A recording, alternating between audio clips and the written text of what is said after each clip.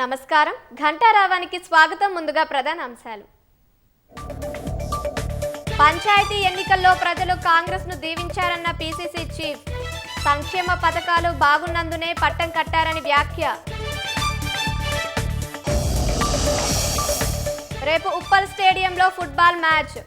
2500 మంది పోలీసులతో పటిష్ట భద్రత ఏర్పాటు.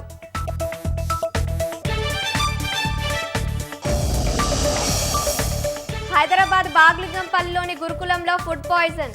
22 మంది బాలికలకు అస్వస్థత. ఆసుపత్రిలో కొనసాగుతున్న చికిత్స. క్లౌడ్ ఆధారాలతో ప్రభాకర్ రావుని ప్రశ్నిస్తున్న సిట్. 7 కొత్త హార్డ్ డిస్కులు రీప్లేస్ చేయడంపై ఆరా.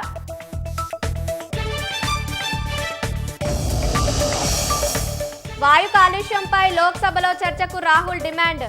కట్టడికి ప్రధాని ప్రణాళికను ప్రకటించాలని విజ్ఞప్తి.